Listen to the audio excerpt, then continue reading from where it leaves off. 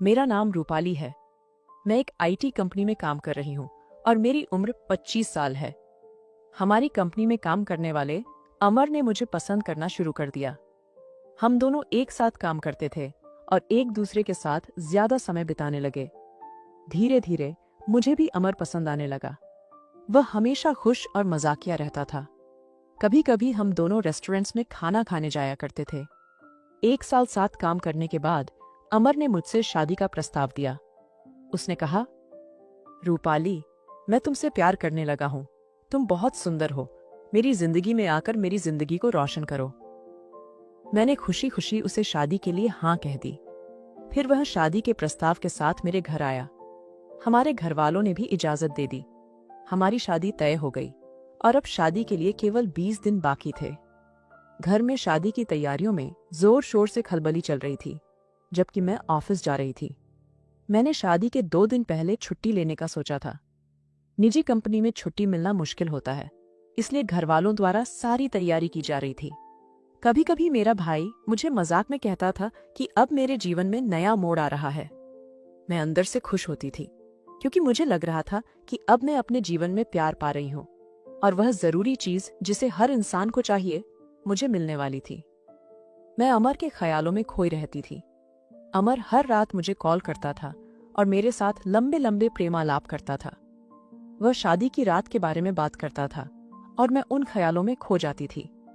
मेरे सहकर्मी भी हमारे बारे में मजाक करते थे।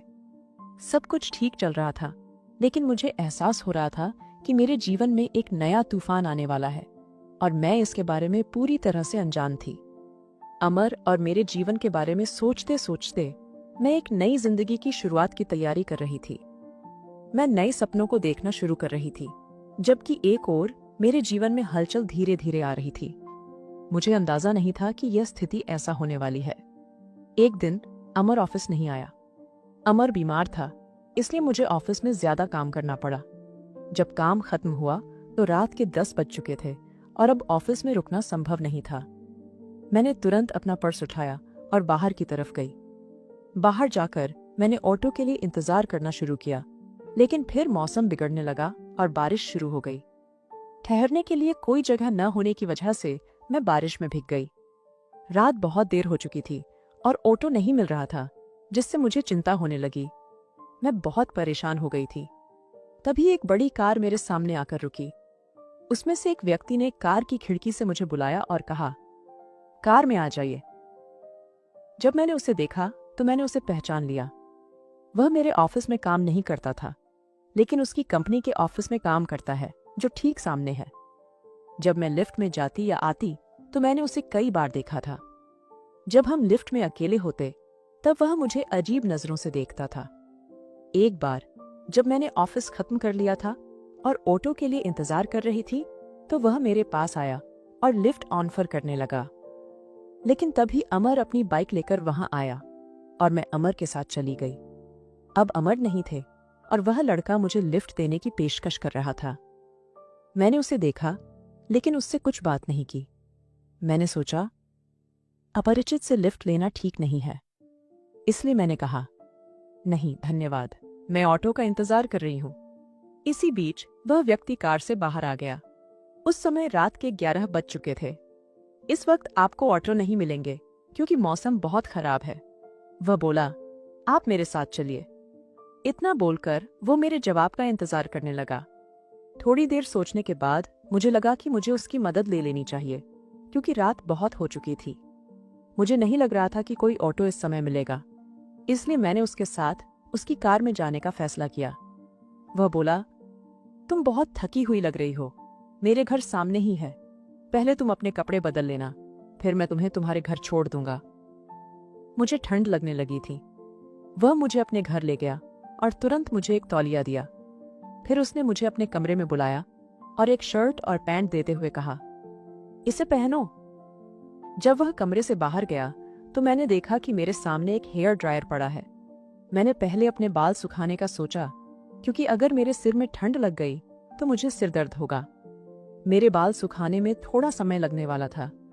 फिर मैंने अपनी गीली और बेतरतीब कपड़े उतारे और अपने शरीर को कवर करने लगी। अचानक वह लड़का कमरे में वापस आ गया। उस समय मैं कुछ नहीं पहन रही थी। उसने मुझे उस स्थिति में देखा और एक पल के लिए मुझे घूरता रहा, लेकिन अगले ही पल उसने माफी मांगते हुए दरवाजा बंद कर दिया। मेरी स्थिति बहुत खराब थी। एक लड़का मुझे इस तरह देख रहा था। मैंने तुरंत शर्ट पहन ली, लेकिन पैंट पहनने में परेशानी हुई, इसलिए मैंने तौलिए को लपेट लिया। उसके बाद जब मैं बाहर आई तो मैंने दरवाजा खटखटाया और कहा, माफी चाहती हूं। उसने दरवाजा खोला और उस समय मैंने देखा कि वह भी बहुत परेशान था। मुझे समझ नहीं आ रहा था कि मुझे क्या कहना है। जैसे ही मैंने कहा, मुझे तुम्हारी पैंट फिट लग रही है, वह बोला, चलो तुम्हारे कपड़े वॉशिंग मशीन में डाल देते हैं, वो पूरी तरह से सूख जाएंगे। इससे आधे घंटे का समय लगेगा, फिर तुम अपने कपड़े पहन लेना। मुझे आराम से घर जाना था। उसने मेरी कपड़े सूखने के लिए डाल दिए। फिर उसने कहा, चलो कुछ बनाकर खाते हैं। हम दोनों रसोई में गए और उसने ऑमलेट और चाय बनाने शुरू किया। जब खाना तैयार हुआ तो हम दोनों खाने लगे। वह मुझे लगातार देख रहा था।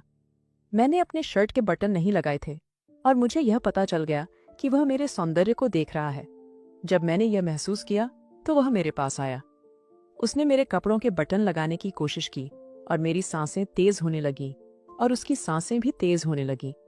वह लड़का बहुत ही हैंडसम था। मैं उसके चेहरे को देख रही थी। उसने कहा, मैं तुम्हारे लिए एक पजामा लाता हूं, तुम इसे पहन लो, और मेरे लिए पजामा लाकर दिया। मैं अपने पजामे को बदलने के लिए कमरे में गई, लेकिन मुझे पता नहीं था कि मैं किस सोच में डूबी हुई थी। मैं दरवाजा बंद करना भूल गई थी। मैं वहीं पर पजामा बदलने लगी। वह वहीं खड़ा होकर मुझे देख रहा था। जैसे ही मैंने पजामा पहनने की कोशिश की, वह मेरे पास आया और मुझे अपनी बाहों में उठाकर मेरे पर प्यार की बारिश करने लगा। मुझे इस स्थिति का कोई अनुभव नहीं था और मैंने हमेशा सोचा था कि शादी का विषय याद आता था। हम दोनों तेजी से सांस लेने लगे और मैं उसकी मोहब्बत में डूब गई। मुझे कुछ समझ नहीं आ रहा था, लेकिन इस समय मैं खुद को रोक नहीं पा रही थी। मैं उसकी मोहब्बत में गहराई से डूबी हुई थी और हम आधे घंटे तक उत्साह के साथ एक दूसरे के करीब रहे। लेकिन अचानक मैंने सोचा, मैं क्या कर रही हूं?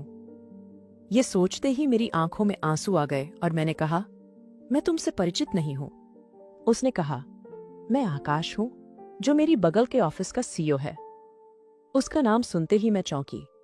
मुझे पता था कि वह बहुत अमीर था, लेकिन मैंने कभी उसे इस नजरिए से नहीं देखा था। मैं हमेशा उसे अपने ऑफिस के आसपास देखती थी और वह रोज लिफ्ट में मेरे साथ होते थे, लेकिन मैंने कभी अधिक ध्यान नहीं दिया।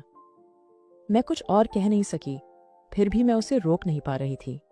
वह मुझे कैसे नियंत्रित कर रहा है मुझे नहीं पता, लेकिन शायद मेरी आंखों में आंसू देखकर वो रुक गया और कमरे से बाहर चला गया। उसने अपनी सीमा को नहीं लांघा था और मेरा सम्मान बनाए रखा। मैंने जल्दी से वहां से उठकर अपने कपड़े सूखने की ओर देखा और जल्दी से कपड़े बदलकर बाहर आई। आकाश ने मेरी आंखों में देखा भी नहीं, लेकिन मैं उसके साथ बात करना चाहती थी। वह मेरी तरफ देखे बिना बोला, मैं तुम्हें घर छोड़ दूंगा। उसने 2 कोट उठाए और हम दोनों कार में बैठे। मैंने सोचा कि आकाश मुझसे कुछ कहना चाहता है, हमारे बीच जो कुछ हुआ उसके बारे में बात करना चाहता है, लेकिन उसे मेरी आंखों में देखना मुश्किल हो रहा था। उसने मेरी घर के पास आते ही कार रोकी और कहा, अगर तुम चाहो तो कोट ले लो। जब मैंने उसे देखना शुरू किया तो उसने अपने पर्स से अपना कार्ड निकालकर मुझे दिया। मैंने कार्ड को हाथ में पकड़ा और इंतजार करने लगी कि वह क्या कहेगा, लेकिन वह चुप रहा। अचानक मुझे नहीं पता क्यों मैं उसके पास गई और उसने मुझे अपने प्यार में ले लिया। मैंने उसकी आंखों में देखा और कार से उतरकर अपने घर आ गई। अपनी बेडरूम में चली गई और आधे घंटे तक सोचती रही कि आज क्या हुआ। फिर मैंने आकाश का कार्ड देखा जिस पर उसका फोन नंबर था। बिना कुछ सोचे मैंने उसका नंबर डायल किया। जब आकाश ने फोन उठाया तो मैंने कहा, मैं रूपाली हूं, आज क्या हुआ याद है? लेकिन वह मेरी बात को काटते हुए बोला, मैं अपने बेडरूम में उसी बिस्तर पर लेटा हूं और तुम्हारे साथ बिताए पलों में खोया हुआ हूं। उसने कहा, यह मेरे जीवन के सबसे खूबसूरत पल हैं। मेरे दिल में कुछ हुआ और यह एहसास मुझे आकाश की तरफ खींच रहा था। उस समय मुझे नींद आ गई। अगली सुबह जब मैंने उठकर अपना मोबाइल लिया तो आकाश को गुड मॉर्निंग संदेश भेजा। आज शनिवार था और हमें छुट्टी थी। मैंने सोचा कि आज आकाश को नहीं देख पाऊंगी। तभी उसका जवाब आया, आज क्या करना है? मैंने लिखा, मुझे शादी की शॉपिंग पर जाना था, लेकिन मैं तुम्हारे लिए फ्री हूं।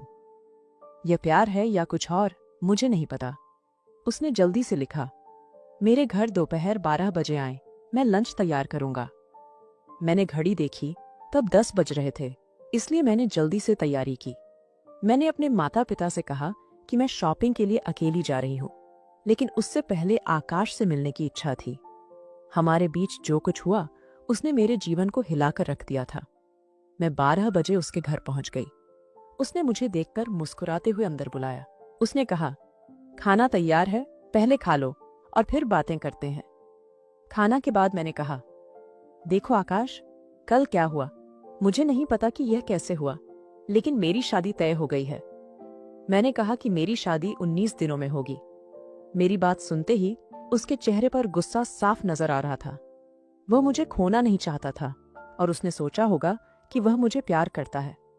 जब मैं वहां से जाने लगी तो उसने मेरा हाथ पकड़ा और कहा, अगर तुम अपना मन बदलती हो तो मैं यहां तुम्हारे लिए इंतजार करूंगा। मैंने उसकी आंखों में मेरे प्रति उसके प्यार को देखा। उसके एक स्पर्श से मेरे पूरे शरीर में झुनझुनी सी होने लगी। मैं सोचने लगी, मैं इतनी कमजोर क्यों हो रही हूं? फिर मैं उसके करीब पहुंच गई और उसे गले लगा लिया। उस पल ने मुझे पूरी तरह से पागल बना दिया। मेरे लिए उससे अलग होना बहुत मुश्किल था। फिर भी मैं बाहर आ गई और अमर के साथ शॉपिंग में व्यस्त हो गई। रात में जब मैं घर पहुंची तो अमर का कॉल आया, लेकिन उस समय मुझे उसके साथ बात करने में दिलचस्पी नहीं थी। फोन पर हो रहे हमारे बातचीत में मेरी रुचि नहीं थी।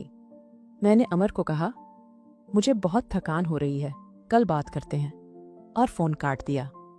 फिर मैंने आकाश को कॉल किया। जब आकाश ने फोन उठाया तो उसने पूछा, आज पूरे दिन क्या किया? मैंने कहा, मैं अमर के साथ शादी की शॉपिंग में व्यस्त थी। उसने कहा, मैं तुम्हारे ख्यालों में खोया हुआ हूं। ये ख्याल कभी भी मेरे दिल से नहीं निकलेंगे। अगर कल तुम्हारे पास समय हो तो खाने पर आना। मैंने कहा, मैं नहीं आऊंगी, मैं शादी कर रही हूं, और फोन काट दिया। लेकिन मुझे नहीं पता क्यों अगले दिन दोपहर 12 बजे मैं उसके घर पहुंच गई। आकाश ने मुझे देखते ही मुस्कुराना शुरू किया और मुझे अंदर बुलाया। लंच खत्म होने के बाद हम दोनों सोफे पर बैठे थे। अचानक वह मुझे प्यार करने लगा। मैं कह रही थी कि मैं नहीं आऊंगी। उसने कहा, तो तुम कैसे आ गई? मैंने कहा, क्या तुम्हें भी ऐसा ही लग रहा है? फिर ये दूरी क्यों? इस अंतर को खत्म कर दें, उसने कहा, और उसकी बातों ने मुझे पूरी तरह से इंटॉक्सिकेटेड कर दिया। मैं उसकी प्रेम की अनुभूति कर रही थी और उस पल में मैं पूरी तरह खो गई। उसने मुझे पूरी तरह से अपने में समा लिया। जब मुझे होश आया तब बहुत देर हो चुकी थी। मेरी शादी सिर्फ 18 दिन दूर थी, लेकिन मैं पूरी तरह से आकाश की हो चुकी थी। आकाश ने कहा, अब तुम मेरी हो, मैं तुम्हें छोड़कर नहीं जा सकता, मेरे साथ चलो। उसने मुझे अपनी कार में बैठाकर मेरे घर ले गया और सीधे मेरे घर के अंदर आया। फिर उसने मेरे माँ और पिता को बुलाना शुरू किया। जब मेरे माँ और पिता आए तो उन्होंने उसे अजीब नजरों से देखना शुरू किया। आकाश ने खुद को परिचित कराया और कहा, आपकी बेटी और मैं एक हो गए हैं, अब हम अलग नहीं हो सकते। उसकी बात सुनकर मेरा चेहरा शर्म से लाल हो गया। मैंने सोचा कि उसने मेरे माता पिता को यह कैसे बताया होगा। मेरी माँ और पिता ने मुझे चौकिस नजरों से देखा और बोले, कुछ ही दिनों में तुम्हारी शादी होने वाली है। तभी उसने अपनी जेब से एक डिब्बा निकाला। जब उसने उसे खोला तो उसमें सिंदूर था।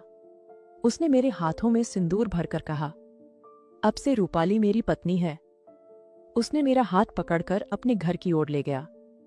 उस समय मैं सोचने लगी, मैं क्या कहूं? मैं पूरी तरह से भ्रमित थी। हमारे रिश्ते में भूचाल आ गया था। अमर का दिल टूट चुका था और मुझे समझ नहीं आ रहा था कि मैं अपने माता पिता को यह कैसे समझाऊंगी। मैंने अपनी शादी को तोड़कर आकाश के साथ यह सब किया, लेकिन शायद यह सच में प्यार था। कभी कभी प्रेम में हम अपनी भावनाओं को खो देते हैं, और यही मेरे साथ हुआ। दोस्तों, अगर यह कहानी आपको पसंद आई है तो इस वीडियो को लाइक करें, शेयर करें